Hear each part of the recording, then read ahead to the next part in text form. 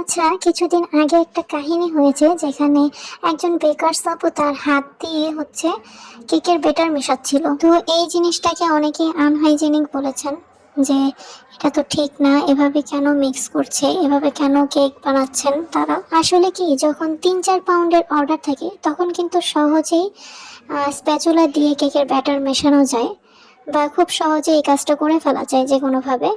কিন্তু যখন আপনার খুব বড় বড় অর্ডার থাকে, যেমন 6 পাউন্ড, 10 পাউন্ড, 12 পাউন্ড এরকম যখন অর্ডার থাকে, তখন কিন্তু স্প্যাচুলা দিয়ে আপনি এটা মেশাতে পারবেন না। ঠিকভাবে মিশেছে কিনা এটাও কিন্তু বলা যায় না। কিন্তু যখন আপনি হাত দিয়ে মেশাবেন, সেটা কিন্তু খুব সহজেই বুঝতে পারবেন এবং আপনি জানতে পারবেন সহজেই যে ঠিকভাবে এটা মিক্স হচ্ছে কিনা। সবাই কিন্তু জানেন কেক সুন্দর হবে নাকি খারাপ হবে সেটা মিক্সের উপর অনেকখানি ডিপেন্ড করে।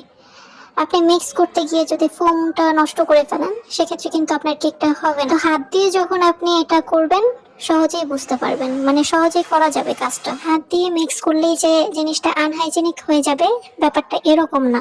অবশ্যই সে ভালোভাবে হাতটা পরিষ্কার করে নিয়েছে, তাই না? হাত দিয়ে বেটার মেশাচ্ছে এটা দেখে কিছু মানুষ সেই বেকারকে হ্যারাস করা শুরু করেছিল। দেখেন, অস্ট্রেলিয়ার নামকরা বেকারি এনজি বেকারি, যেখানের ওনার লি কটন ব্লিউয়ের one of the best student, ওনাকে প্রায় ডাকে গেস্ট ফ্যাকাল্টি হিসেবে। সেই বেকারের স্টাফরা এইভাবে স্পঞ্জ কেকের ব্যাটার মিক্স করে।